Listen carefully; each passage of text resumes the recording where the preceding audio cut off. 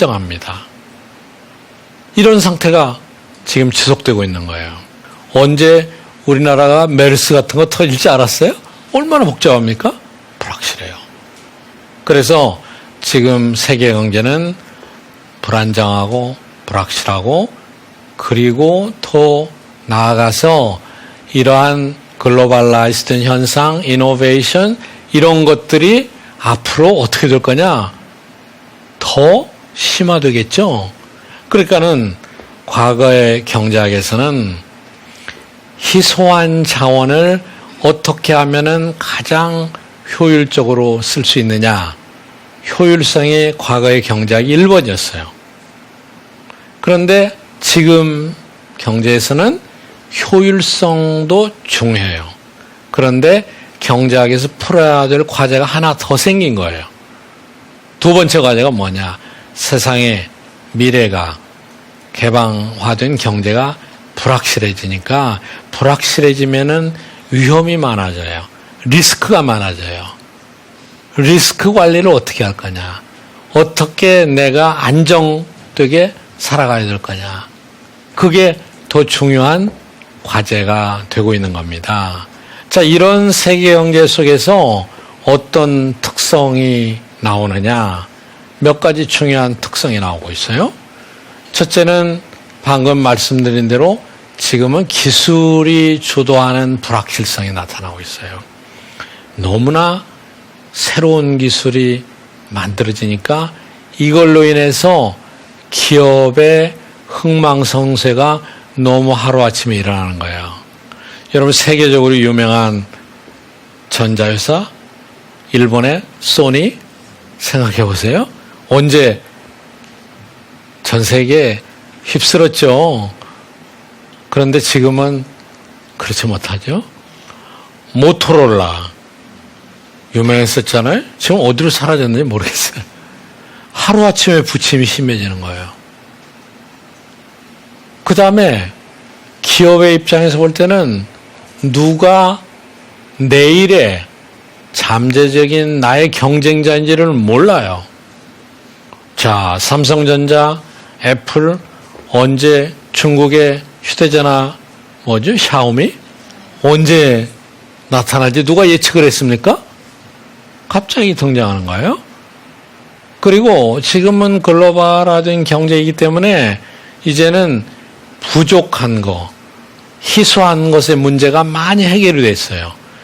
어느 창업자가 대학생이라도 대학원생이라도 좋은 아이디어만 있으면은 세계 어디서든지 자본을 끌어들일 수가 있어요. 그걸 기업이 융성할 수 있어요.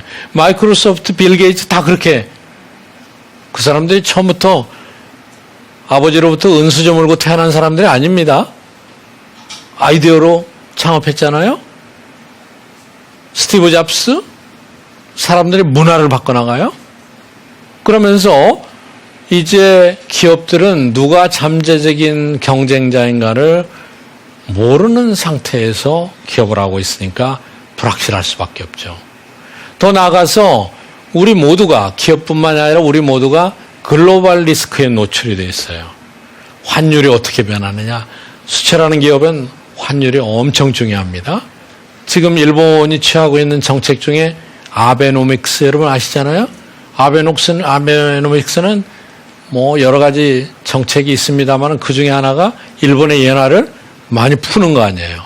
그 일본의 엔화 가치가 막 떨어져요.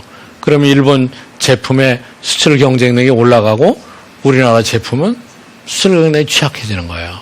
환율에 모두 다 노출되어 있어요. 금융, 자원, 특허, 이것도 중요한 문제예요.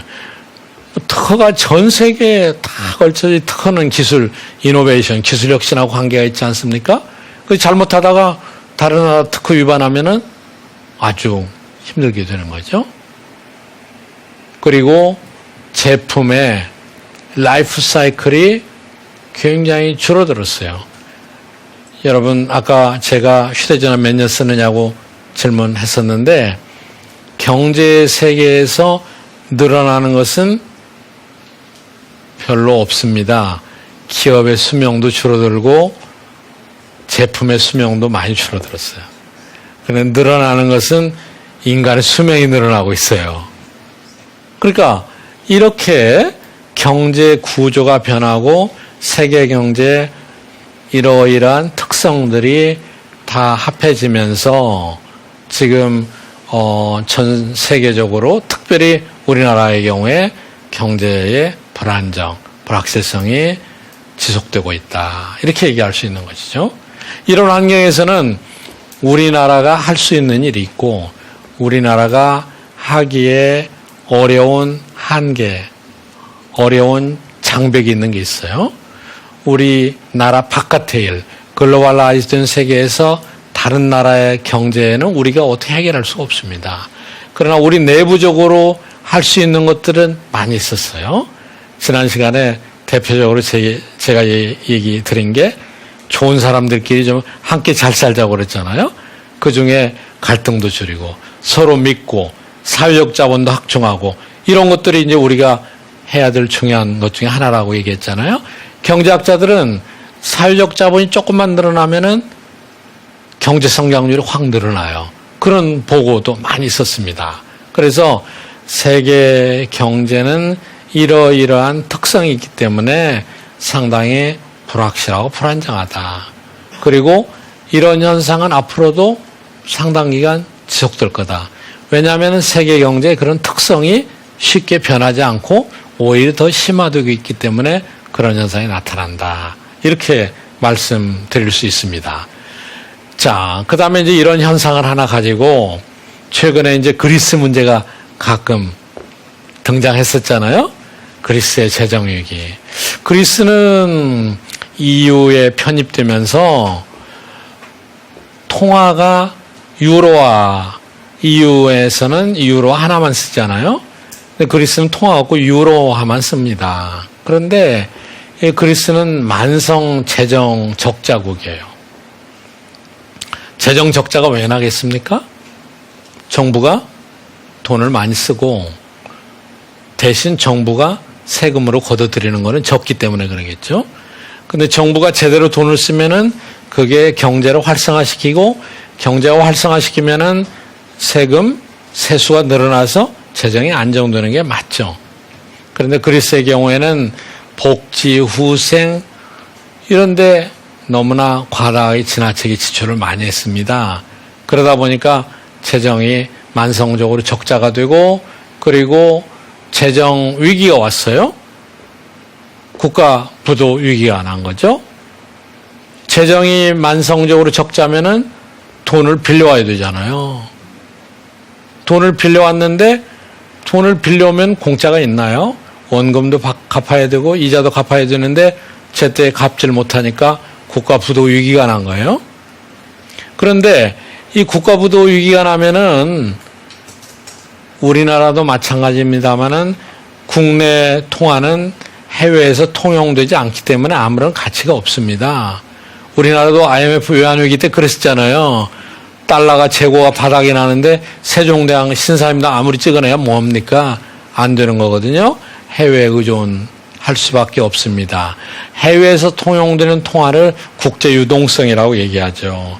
기축통화, 달러나 이런 것들은 다 통용이 되는 거죠. 그런데 그리스는 이제 유로화에 가입한 이후로, EU에 가입한 이후로 유로화를 쓰고 있는데 돈을 이제 독일이 제일 많이 돈을 빌려줬어요. 독일, 프랑스 이런 나라들로부터 돈을 많이 빌렸어요. 근데 갚기가 어려워지니까 부도가 나게 생겼는데 그때마다 이제 채권단하고 협상을 하면서 힘겨루기를 합니다. 채권단에서는 더 돈 쓰지 마라, 긴축하라. 그래야 재정이 전략될 거 아니냐. 꼭 필요한 데만 써라. 그래서 경제 성장시키고 재정을 안정화시켜라.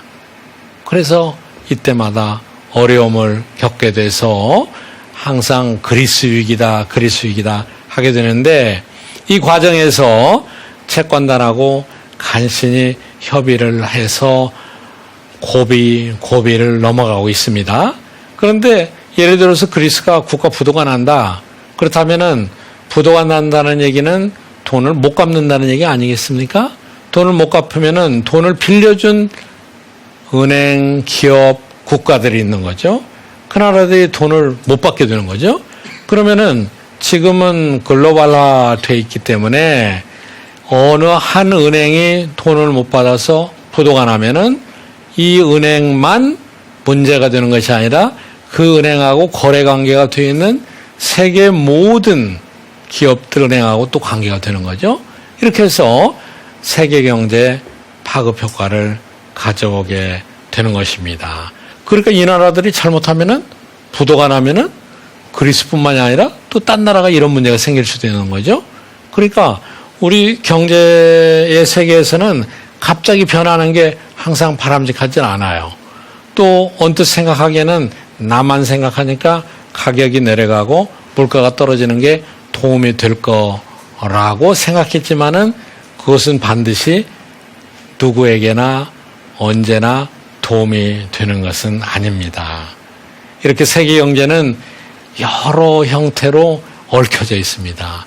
그래서 가지 많은 나무가 바람 잘 날 없다듯이 전 세계 그 많은 나라가 동시에 어떻게 안정이 되겠습니까?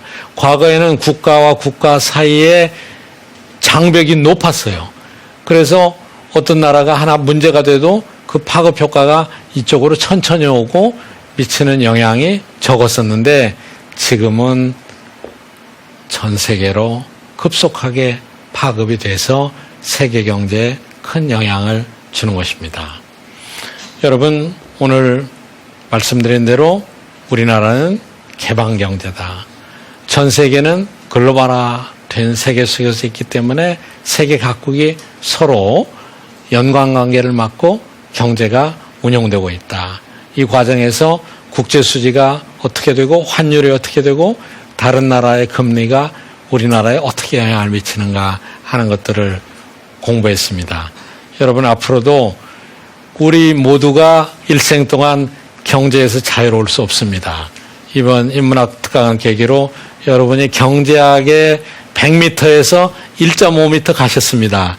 앞으로 계속해서 노력해서 경제에 익숙한다면은 여러분이 훨씬 더 풍요로운 삶을 행복하게 즐기실 수 있을 것입니다. 그동안 여러분 많이 참여해 주셔서 대단히 감사합니다.